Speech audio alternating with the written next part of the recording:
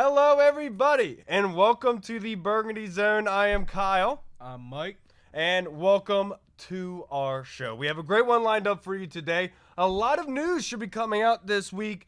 A Redskins kind of insider on Twitter last night, I forget his name.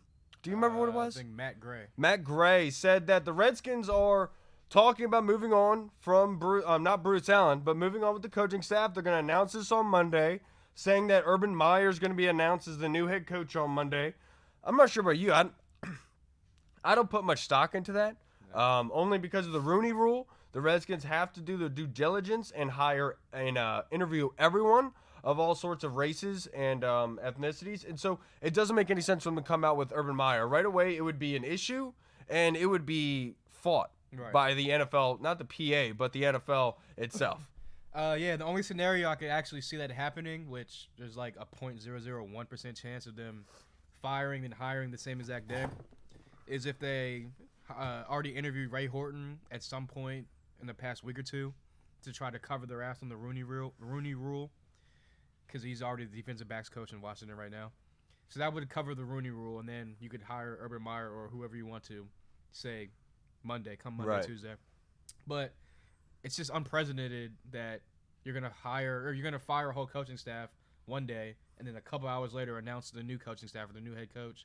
So I definitely expect the coaching staff to be fired on Monday, because that's normal procedure in NFL. Yeah, season's over, get out of here. But I definitely expect by the end of next week, maybe the beginning of whatever the week after that is. The January. Yeah, January, whatever. I can't figure out the date, but whatever January date that is, that following Monday, I expect something to come out as far as a head coaching or a GM. And I think they could make that move on Monday. I think they could make the move that they're on to the coaching search. I think that 1067 to Matt Valdez was 100% right. They're going to announce the coaching search, and they're going to say Bill Kellen will be given an interview. Exactly. He did a good enough job while in the interim head coach. He'll be granted an interview. Doesn't mean that he's going to get it. I do believe on Monday they'll announce, or it will be leaked, that Joe Gibbs is running the show, meaning running the organization, or he's consulting. Dan has paid for his services to help him find on how to build this organization. Either way, I would love. Everything Joe Gibbs touches turns to gold. Everything Dan touches turns to poop. I want to change that. Yep. No more Bruce. If anything's going to happen to Bruce, I would not mind him being reassigned to strictly be the stadium guy, to strictly be location only. Then I'm okay with that, because he's still able to hang out with his beer buddy and wing buddy, Dan Snyder. He's still able to be around the team, but his opinion means nothing when it comes to football. That's what I'm most worried about, and I think it's most important in this scenario. Right. Yeah.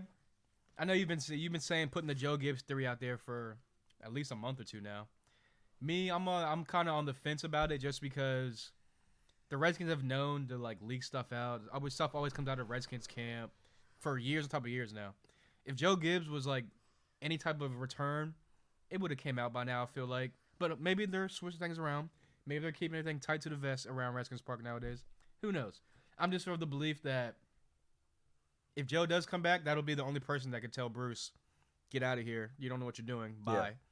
But I just think that Bruce has just had way too much influence over the past 10 years on Dan, and he should have been fired 5-6 years ago. It's just, it's Dan's best friend, like you said. That's his wing buddy. That's his beer buddy. But I do think that he will be re-signed, like you said. And I think they're going to bring in a buffer, like a Alex Smith or a D. Hall, Chris Cooley type ex-Redskin lifer player. Alex Smith, not a lifer, but, he's a smart guy. Yeah. And he'll be the buffer between the front office and the players, and they'll have their little input. But I think you're right on point with that. That's why I think they're going with Alex Smith and D. Hall. D. Hall, let's be honest about this. D. Hall's got the brothers in his back pocket. Without a doubt. D. Hall can speak to brothers. Do you think Dan Snyder can go down and talk to Deron Payne in a normal conversation? He might be able to talk Trenton coming back next year. Right, exactly. But that's my whole point, is that D. Hall and Alex Smith are the conduits for the players with the front office. We need somebody in that position to be able to funnel that through, because obviously something happened with this Trent scenario. There was some miscommunication. We want to eliminate that for the future. We want to make sure that's not a possibility later on. That's where I love that move. Right. put D-Hole in there. D-Hole has it with all the players. All the players respect him there, and obviously people in the front office respect him. Yep. It makes a lot of sense there. The only negative to it is if D-Hole is trying to get a job by advocating for Bruce Allen to stay as team president, then I have an issue. And that's where I come in with the issue, because that's been the rumors recently that D-Hall, he's been saying since last year, he wants to either be a coach or front office, something involved with the organization, because he's a VA guy, grew up in the DMV, been to the Redskins for, what has it been, like 10 plus years now? 10 years. Yeah. So I mean, he's a Redskins lifer for the most part, and he would bring like that, like you said, that whole like player stability, like we can trust this guy, we can talk to this guy. Exactly. But like I said, I've been hearing it's rumors. like PR, you know? Exactly. I've been hearing rumors that D-Hall's been kind of like buddy trying to suck up to Bruce, because he knows Bruce Allen will hire him if he stays. So that's, like you said, that's my one problem with it. But as far as bringing in ex-players and like people that actually care about the franchise and want to turn it around, I'm 100% for that. Yeah, and let's start talking about possible head coaches. And but before we get into that, I want to kind of talk about with you the overall state of the Redskins right now. This is week 17. This is the last game of the season coming up against the Cowboys. The Redskins have the opportunity to take the Cowboys out of the playoffs, something that we would be really excited about seeing. We want to see happen. I loved what I have seen out of Dwayne Haskins the past 2 weeks.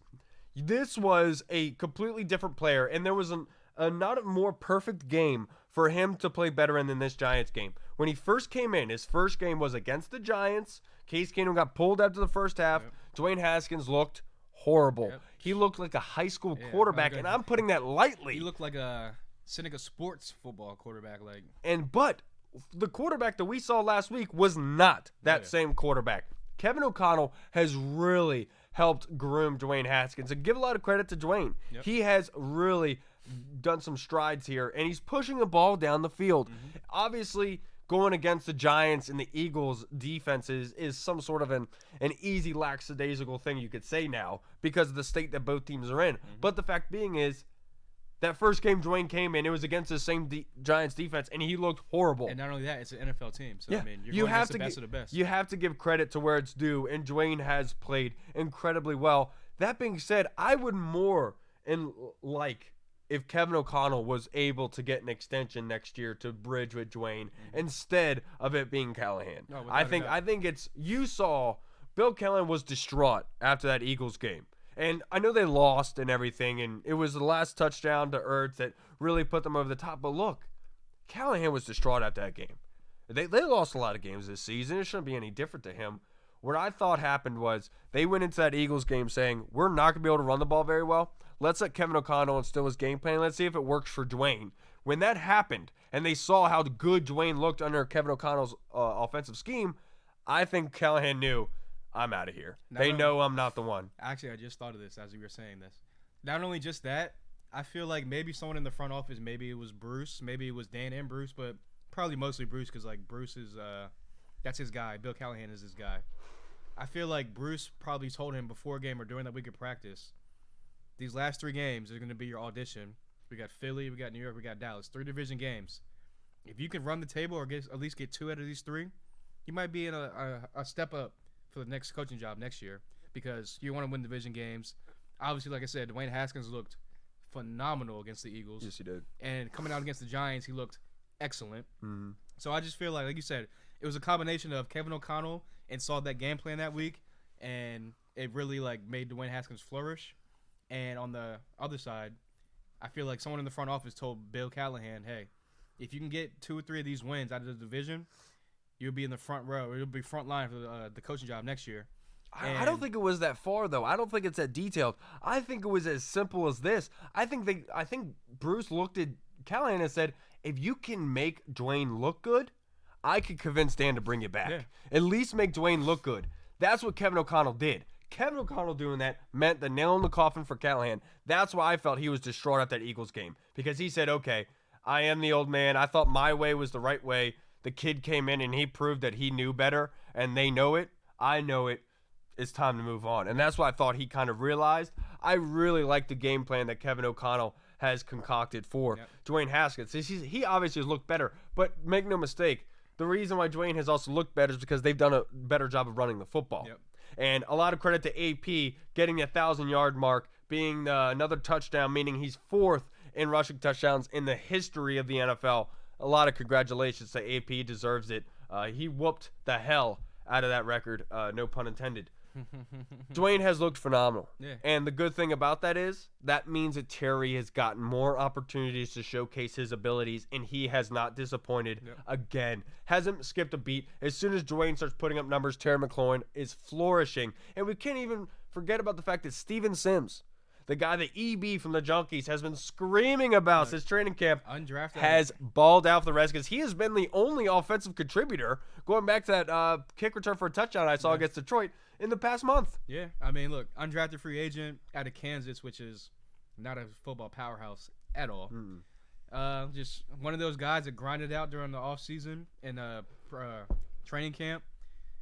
Pretty much took over Trey Quinn's spot because Trey Quinn was supposed to be the next Jamison Crowder. Well, and Trey Quinn was handpicked by Jay Gruden. Jay Gruden stood on the table in that 7th round and said, "Get me Mr. Irrelevant, Trey Quinn." And as someone that's like seen Jay evaluate talent over the years, I say, you know what? I like that pick because we need a slot guy. He's a shifty guy, blah, blah, blah. And we're losing of Jamison Crowder. We needed somebody to instill there, and Steven Sims has answered that call. He stayed healthy, something Trey Quinn could not do. Exactly. And look, I know like Steve Sims has a lot of work to do as far as like his hands catching the ball. He needs to improve his route running a little bit. But look, for someone that was undrafted, raw talent, doing what he's doing now, it's only going to be upside going into 2020. Yeah, and I think that what the Redskins did is they really solidified themselves. It's actually not that bad of a coaching job. With the top 3 pick that they're going to be able to have, plus with all the money in free agency they're going to have, we've been talking, there's been reports that they could possibly have $90 million in cap space, given that they cut a bunch of the players they're supposed to. Kerrigan, Vernon Davis, Jordan Reed, who was the other guy I'm missing? Josh Norman was another one. The 5th one was if they don't re-sign Brandon Sheriff. Which But they should. With all that money in cap space, they are not in a position where they can let go of Pro Bowlers. Yeah.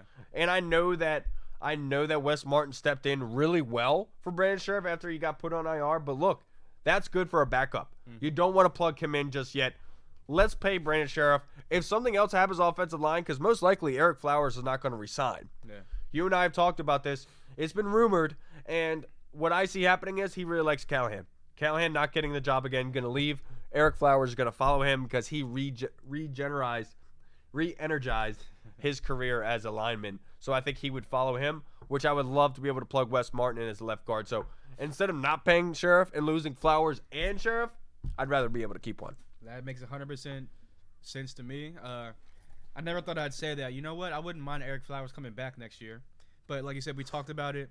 With Bill Callahan leaving, that's his offensive line coach. That's his guy. Like you said, he re-energized his career, gave him a second life in the NFL. He's clearly going to go with the guy that gave him a second life. If he comes back, I'll be ecstatic because he played beyond what anyone thought he would play this year. So yeah, it is what it is. Like Wes Martin moving over to the left side would shore up the left side because the left side of the line this year was actually pretty good. The right side was what everyone thought penalties.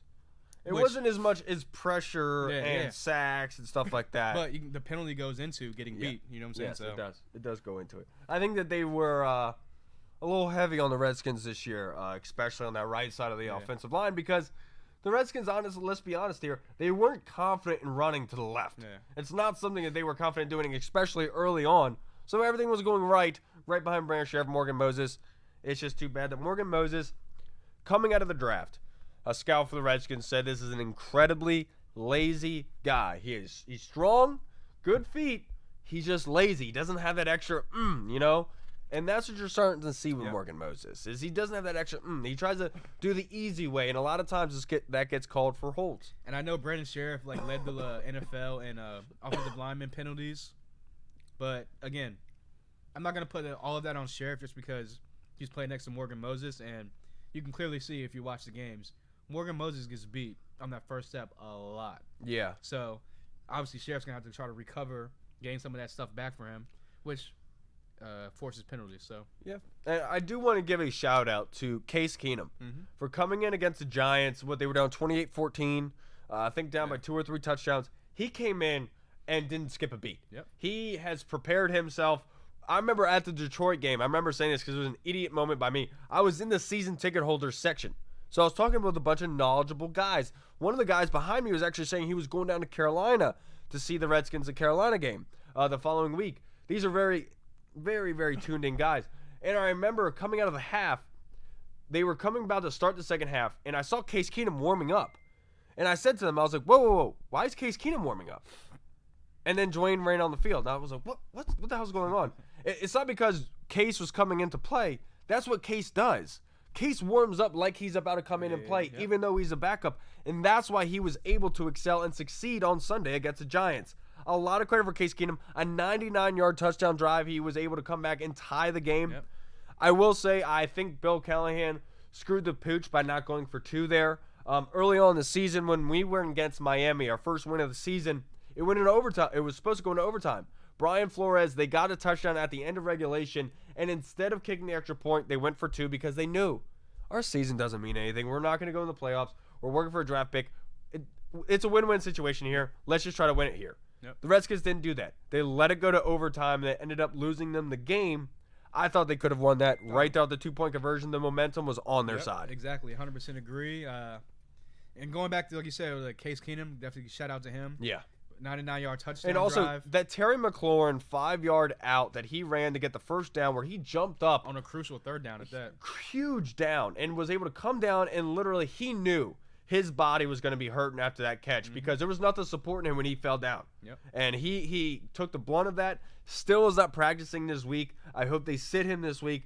Let him be healthy. There's no reason to RG3 Terry McLaurin. He is the future. A lot of credit to Terry because he's just the man. Scary Terry. That's my boy. But now going back to Case Keenum, like you said before, super credit to Kevin O'Connell because, like you said, Case Keenum jumped in there without missing a beat. 99-yard touchdown drive. Haven't seen that from the Redskins, and I can't even remember. I can't even remember a 90-yard touchdown drive. Yeah. Let alone 99 yards. Especially when we needed one. Exactly. But this goes back to the game plan where Kevin O'Connell said, all right, Case, we're going to run the same stuff we run Dwayne, but we're going to extend it a little bit more. And you saw it on the drive. He was pushing the ball down the field. They were throwing screen passes, play-action fakes, bootlegs. So Kevin O'Connell, great job. Case Keenum, even better job. Yeah.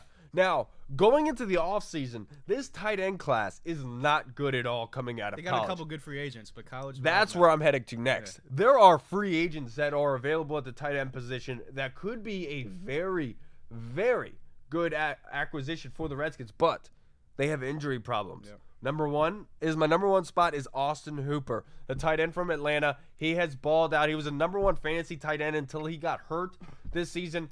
Then you talk about Hunter Henry, who is also injury-prone, coming from L.A., who was Phillip Rivers' number 1 target. Yep. That is his number 1 target if he can stay healthy. Those are 2 guys that you could plug in right away and would make your offense better. But the same issue that we have with Jordan Reed is the issue you're going to be dealing with this. And you can't forget guys. About Eric Ebron, led the league in touchdown catches. He has 2 years ago. Injury history again, as well. Same thing with the injury history, but definitely a seam tight end. Blocking is kind of but again, we got Jeremy Sprinkle. We can make do with that. But definitely a pass catching tight end down the seams in the red zone.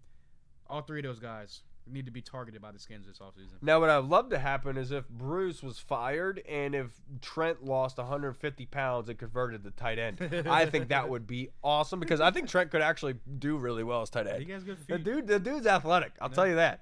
I'd love that to happen. That's one of the areas of need for the Redskins because when you talk about rookie quarterbacks, they need 3 things to do well. It's what the Steelers were given to Ben Roethlisberger. It's what the Ravens were given to Joe Flacco. It's what the Seahawks gave to Russell Wilson. That is a good tight end, a solid defense, and a legitimate running game. Yep. You need those 3. The Redskins don't have any. And that's what they need to start doing. And they need to get the number 1 reliable target for Dwayne Haskins. That's the tight end position. That needs to be the number 1 priority because I think a defensive coach like Ron Rivera, I know my dream scenario is Vic Fangio. There's the Vic Fangio's assistant out in Denver. I forget his name. Joe Woods. We need one of those types of guys. I think they could come in and actually make this defense a top 10 defense. I think that's what the problem is. I don't think it's the pieces. I think it's the overall puzzle is the problem there. And I think switching to the 4-3 and a new defensive coordinator would have our defense playing well. So by getting an offseason tight end and then getting a better defensive coordinator, you could fix two of those problems right now. And then if they go Chase Young in the draft, add another pass rush on the outside, they go with Montez Sweat and possibly Ryan Anderson, depending on the contract situation. And depending on Ryan Kerrigan, if he has a bounce back here, if he's even back next year, that's 2 to 3, maybe even 4 solid pass rushers, 2 elite pass rushers with Chase Young and Montez Sweat taking a jump next year. And they're both young. So, that would definitely be... I really like the idea of Reuben Foster coming back, pairing up with Cole Holcomb. I was going to say. Cole Holcomb, as his first-year rookie linebacker out of North Carolina, actually did pretty well. He got beat up at times. He's a smaller guy. He's a faster guy. He's not Brian Urlacher. But if you pair him up with Reuben Foster, I think that could be a very dangerous combo that could benefit the defense. And I thought that was something that they were hinging themselves on this season. And losing Reuben Foster early on was a huge thorn in their backside. Yep. I don't think it would have been that much of a help because of Greg Minuski's very detail-oriented defense is not sitting well with guys. Mm-hmm. I think Reuben Foster coming back could have helped that, but it wouldn't have been much. Yeah, you definitely. That was going to be my second point. Whereas, get the front four lined up solid. Obviously, you got Deron Payne, Jonathan Allen, Ioannidis, Montez Sweat, and get that second rusher on the outside, whether it be Kerrigan or Chase Young, and then the linebackers. Reuben Foster coming back, hopefully, at least 85 to 100% from the ACL injury. You got Holcomb in his second year, hopefully takes the next step up. Sean Deion Hamilton from Alabama, who's a kind of like free safety linebacker in the box kind of guy, but can cover really well. I think he's a very, very good backup, and that could be someone that can plug in at any time. It's depth-wise. And then you draft another young guy in the draft, the third, fourth round. You have some pretty solid linebackers going forward, hopefully. And then, obviously, I know Monte Nicholson had a lot of stuff going on in the offseason, during the season. I've been a Monte Nicholson fan, but, like, after watching the last couple weeks, I'm just kind of over it. Like, yeah, he's a good box player, but like his coverage is kind of like, meh. Yeah, he has been beaten up the past couple weeks, and look, he's probably not himself. That's what I'm saying. Like, he had a lot of stuff going on in his personal life. So like, if they bring him back next year as a starter, I'll give him some leeway the first couple weeks of the season. But if I keep seeing the same thing I've seen this year, next year, something's got to change because that back end we got Landon Collins back there, all pro safety. We need someone else to complement him. Yeah, look, I really like what I see out of the secondary. Quentin Dunbar is a legitimate number one corner. Fabian Moreau really showcased himself as an outside corner. Yep. And then Jimmy Moreland showing his ability to get open field tackles, being able to hound guys down. Now, his problem is being able to track across the field. Mm-hmm. That's any cornerback's problem. I really like where the secondary is. They're a couple pieces away, and like I said, that's why I think it's a defensive coordinator problem. It's a puzzle problem. They have the pieces in place. They just weren't firing on all cylinders all year long.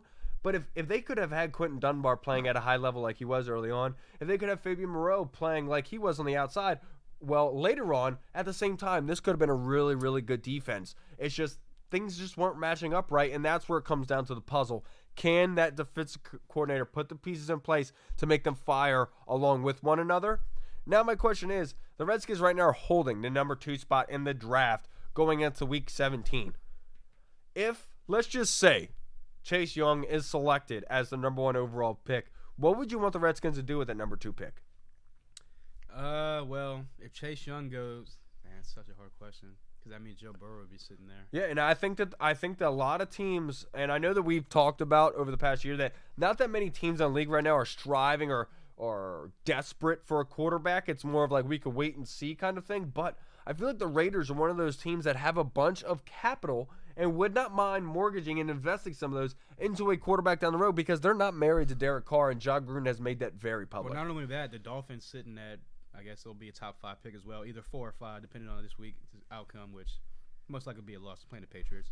So they'll probably be sitting at number 4, and that could be a potential trade partner. Move back 2 spots with the Dolphins, let them draft either Tua or Burrow, most likely Burrow, because you can start right away, and let us sit there at 4 and then get Andrew Thomas. I really like Andrew Thomas. He's the left tackle out of Georgia. Yeah. They say he's the best offensive lineman in this draft. But one thing that was said, Chase Young at defensive end is far better, 2 times better than Andrew Thomas is at left tackle. Yeah.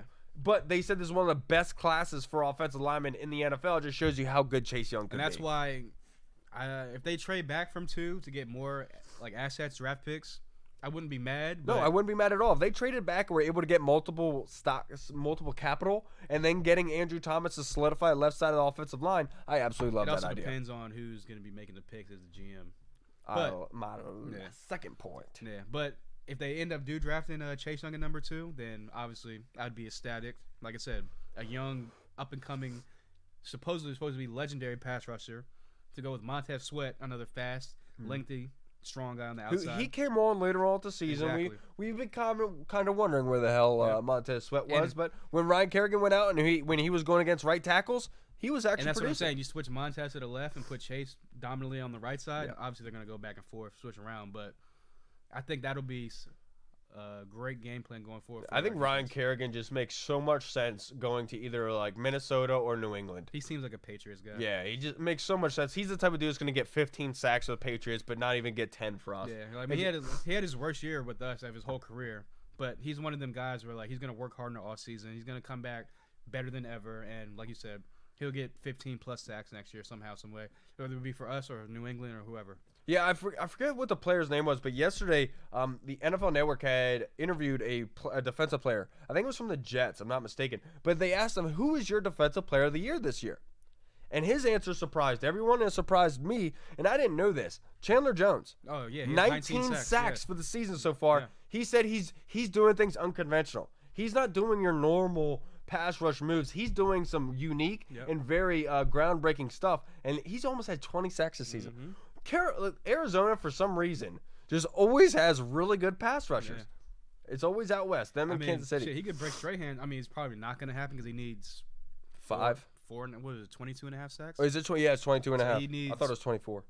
He needs 4 sacks pretty much to break the record, which I can't see him getting 4 sacks this weekend. No. But I can definitely see him getting 2 to get over the 20 hump. I mean, that's just look how bad Arizona is. That one of their guys who get 19 sacks and nobody knows it. Not even the guys on NFL Network know it. When an NFL defensive player says, "I think this guy's the best defensive player in the league," and if that guy's saying, "Huh?" If everyone's saying, "Who's that? What are you talking about?" Ridiculous. Yeah. Arizona is so bad. Yep. It was ridiculous.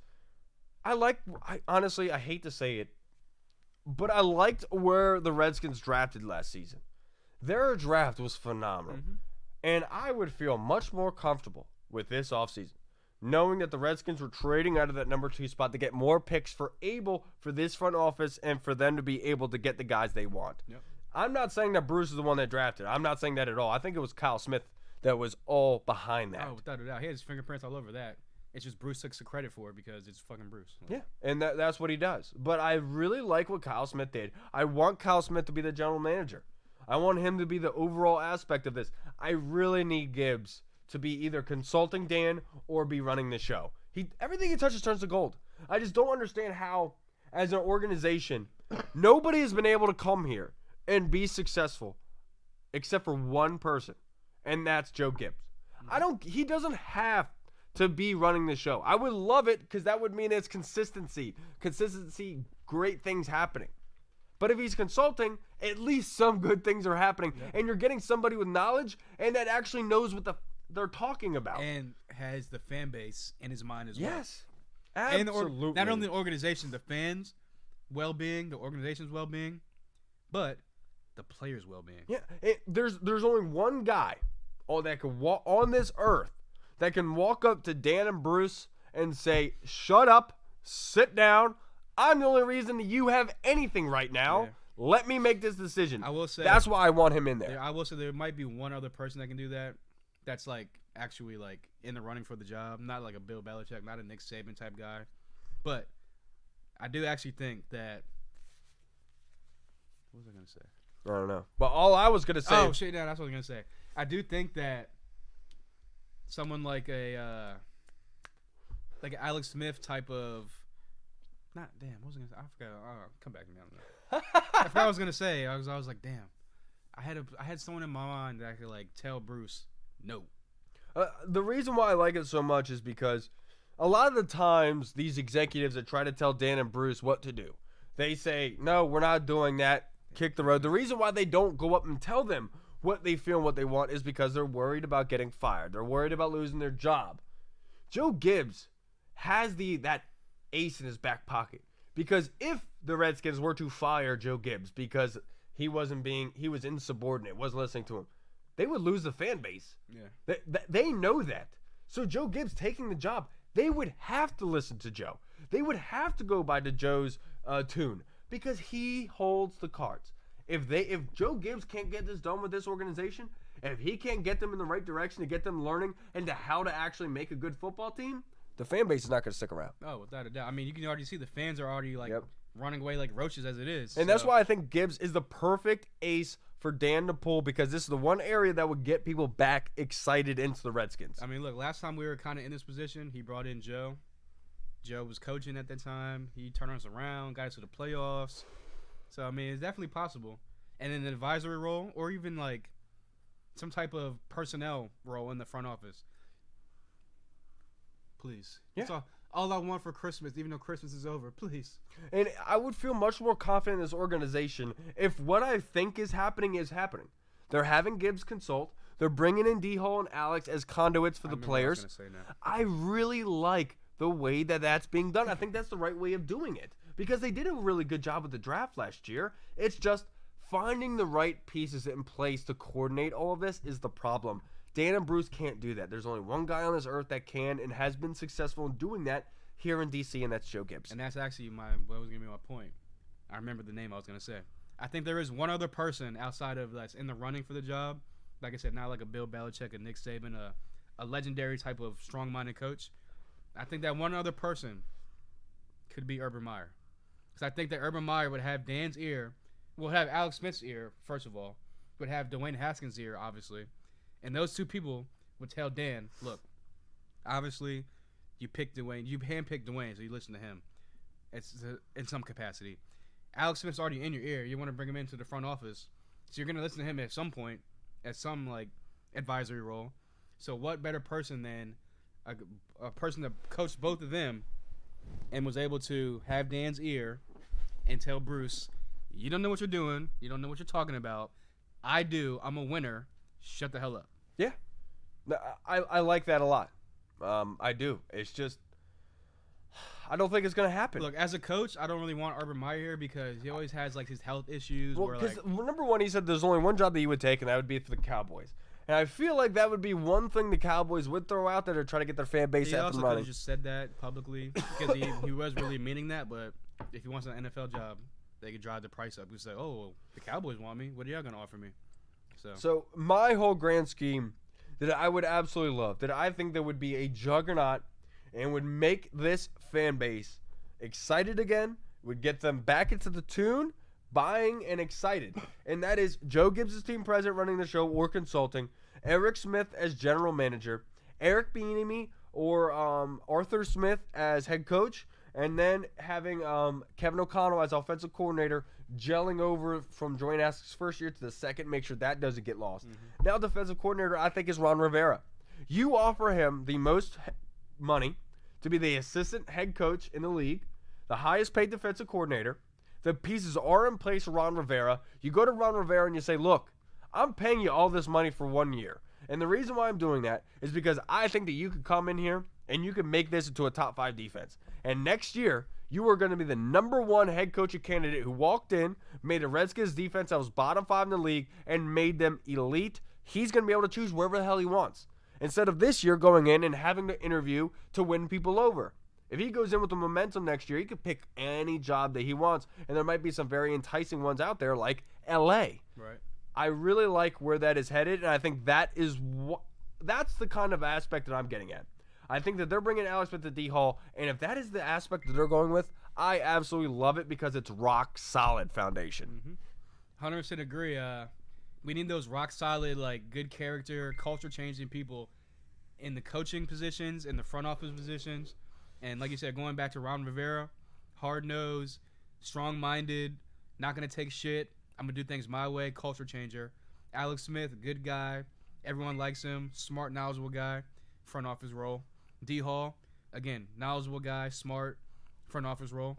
I mean, look, the time is now. I forget who it was. They were saying that it was on the Junkies today. The next person that comes in, as far as head coach, GM, whatever it is, needs to have that third and fourth year of Dwayne Haskins' contract in mind to be like, this is going to be the year where we take that jump to the playoffs and become contenders. Next year's a building year in the second year. Without a goddamn doubt. Third year is like take the next step. Fourth year, you should be contenders. No. You and I have actually talked about this briefly over the past year, and that is the correlation between rookie quarterbacks and Super Bowl runs. Mm-hmm. And you go back to Joe Flacco on his rookie deal, didn't get that big contract from the Ravens until after that Super Bowl. Look at Kaepernick in 2012. Then go to Ben Roethlisberger, his rookie year. Russell Wilson with the Seahawks. They build teams, and then what they do is they go get their quarterback. Yep. Then the quarterback in that 3-year span, that's when they go to attack. And that's why I thought Sean McVay and the Rams were doing so much. It's such an overhaul to get everyone they could because they knew they had a small time frame of the 3 years with Jared Goff. Yep. That's why they went so ham with it. And it makes a lot of sense because that's where the NFL is heading with these rookie contracts. Get the Super Bowl before you have to pay them. Mm-hmm. Build a team before you got to pay the quarterback. And the Redskins have kind of done that the opposite side because they've drafted a quarterback before the team is ready. Yep. But they're lucky enough to have the pieces in place with the right puzzle makers in place. This actually could be a very good team. But I think you're right. That third year of Dwayne, not next season but the season after, should be the starred season, the most important one. Mm-hmm. I'm right there with you. 100% agree. And like I said, that fourth year we should be competing for the NFC East title into the playoffs. Hopefully Super Bowl contender with the defense getting built up. Add some more pieces on the offense, weapons-wise. Hopefully Darius Geis can stay healthy. O-lineman can stay healthy. We'll have a contender, ladies and gentlemen. Hopefully. Hopefully. Depending on Bruce. Yeah. Absolutely. Well, that's all we have for you guys today. Thank you so much for tuning in. We really appreciate it. Hopefully, we'll be back early next week to get some information on the front office. We'll have some breaking news for you guys next week, hopefully. But real quick before we go, do you think the Redskins win this game this weekend? Going against the Cowboys, they're desperate. They need to win this game. Cowboys are desperate. It's week 17. I'm pretty sure the Redskins players, most of them are already looking at their calendars, booking their flights for the offseason, booking their vacations to somewhere warm to get out of the DMV. Man. On one hand, I do see the Cowboys being like, our season's over. We don't care about this game. And just collapsing, all around collapsing. And then Case Keenum coming out and balling out, doing his thing. Defense playing semi-well enough to get him over the hump. But at the same time, I can definitely see Ezekiel Elliott coming out and going for like $150. I can see Amari Cooper somehow, after having a couple down weeks, going for like $150. The Redskins actually do a really good job against Zeke. They always do. They do a good job against Zeke, and then there's always one run at the end of the game they give up that completely makes them put over 100. Over the past couple weeks, Miles Sanders went for like 140. He did. Obviously, losing. Look, I hate on Kerrigan a lot as a pass rusher, but he's a very good run defender, and he's done a good job at that so far this season. And you've seen the defensive linemen are still there, but we're getting gashed. You know what? I'm just go out and say it. I think the Redskins get this game. I'll even put a score out there: 24-27. Redskins get the game-winning field goal. And I think you're right because I could see this being a kind of game where Case Keenum comes out, blows it up, and kind of makes everyone question.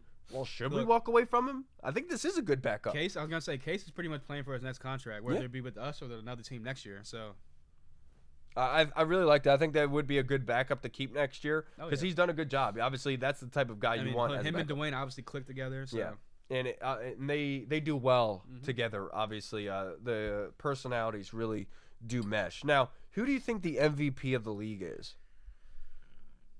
Just overall MVP? Yeah. Oh, well, Lamar Jackson, without a doubt. I do think that Christian McCaffrey should have a huge opportunity to win that. Having 2,000 all-purpose yards, being without his starting quarterback, losing that and still being able to stay healthy all season long. If they could get to at least 8-8, 9-7, I could say that. But like their record's kind of like. But we all know the quarterback position is what drives this league, and Lamar Jackson has taken this league by storm. Yeah, Absolutely whooped everyone's ass. It's been his to lose since like week 10. Yeah. Since week 1 when he came out and threw 5 touchdowns, it was kind of like, oh, I know it's the Dolphins, but damn. Yeah, and I'm rooting for Lamar Jackson in the Baltimore Ravens only because 2012. This reminds me a lot of that Redskins team, and I want to see what it could have been like with that kind of offense and how well they do run it. Because you have to think about back then in 2012, the Redskins didn't have much passing. The only thing they had was Jordan Reed and Pierre Garçon. Yeah, that's all they had. I seen someone commented on the Sports Drunkies post like, what was the biggest what if NFL the past decade? And someone commented and said, what if RG3 would have never got injured rookie year? That being said, Lamar Jackson is 5 times better football player than RG3 was 2012. Yeah. I'm not trying to be disrespectful to Robert, but he wasn't as gifted as a passer as Lamar is. I think Lamar is one hell of a passer. I mean, I'm not talking about arm strength. I'm talking about all of it. Look, a lot of it, I'm not even trying to take away because it sounds like I'm trying to like downgrade Lamar's year and take away from his year. But a lot of that, honestly, is Greg Roman schemes up a hell of a game plan to get people open. Just like Jay. Jay can scheme people up to get open. You got to give him the ball. So I will say that. As far as like Lamar being a better passer, he gets the receivers and the tight ends the ball when they're open. RG3 was kind of like, it was 50-50 iffy. So I'll give you that. You're right.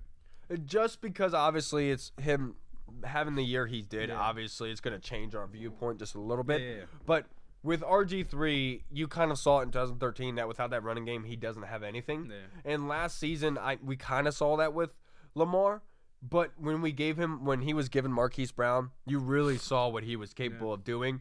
I really like Lamar in that aspect. I think Robert is a track star with an arm that was really good at playing football. Lamar Jackson is a really, really, really good football player. Yep. They're two different people. Their games are very similar, but that's why Lamar is more successful than Robert. It's easier. It's more natural for him. Also, Lamar knows how to slide. He knows how to slide, but he also knows how to kind of roll his shoulders and take a hit, kind of like Emmitt Smith did. Yeah. So that's also like a big term. Hopefully Lamar Jackson adopts Tyreek Hill's way of getting tackled, and that is just getting down on the ground as soon as you see somebody. Who cares? Who cares if people call you a bitch? Stay healthy, dude. That's what matters. That's actually funny. I was gonna say actually, he's not RG3 because he's not a bitch. Like he can take a hit and not lay there like, oh, I'm dead. Every time RG3 got hit, it was like he died. So you see Lamar Jackson get blasted. He gets up, says, "Good hit, boy." Yeah. Goes right back to the huddle. RG3 is just like. And one of the best things of Lamar that I loved actually wasn't like Lamar doing anything. It was after Lamar threw a pick. I think it was against the Browns, if I'm not mistaken, or against the Patriots. It was a day game. He threw a really bad pick. He hadn't thrown one in a couple weeks, and he was going up telling his guys, "I'm sorry. His boys were telling him, "No, we got you. Don't worry. Don't you worry about that. We got you." Mm-hmm. That's a leader. To the point where your players are saying, "Dude, you're awesome. Right. You made one mistake. Don't worry about it. We're going to make you feel better." Yeah. Where RG3, when he made a mistake, he threw his O-line under the bus. Talked about why his O-line isn't protecting him like Aaron Rodgers and Tom Brady. That's not what Lamar's doing. Lamar is an actual leader, an actual football player that knows how to talk to football players. Yep. And that's what I love from Lamar is that people believe in him. And that goes back to the organization being like, this is a good character guy. Yep. We're going to support him, blah, blah, blah. Not the Redskins where Dan Snyder, that's my guy. I don't care. Everyone else is my guy. Yeah, exactly. It's not like the owner of the Ravens is going down and singling Lamar out and only talking to Lamar and letting Lamar's dad come down and hang out down there. That's not the way things are. That's why it's so ass backwards in Washington because of Dan. You would think that like by now Dan Snyder would look at other organizations and be like, maybe I should try it their way. Maybe he should take a fucking week and go up to fucking Baltimore and stay there for a week to realize how an organization's supposed to run. That would be awesome. It's crazy. It's right up the road. Right. They do everything correctly. They are able to move regimes and transition easier than you have been able to transition in 20. The GM drafted this guy and said, "Happy birthday, Merry Christmas. I'm out. Deuces." And look where they're at now. Like, it's just... maybe one day, man. Maybe one day. Hopefully, maybe next year. Look, hopefully, come Monday, it'll be a whole 360 or 180. Yeah. I don't want to say 360 because it'll be right back to where we started. Exactly. All right, everyone. Well, thank you so much for tuning in. Again, I'm Kyle. Mike. Oh, shit. Wrong way. Thank you for watching the Burgundy Zone. We'll upload you guys next week. And also, comment anytime you want. Please like and share our page. We're just here for you guys. Thank you so much for tuning in. Yeah. Redskins football. Woo! Woo! Audio Jungle.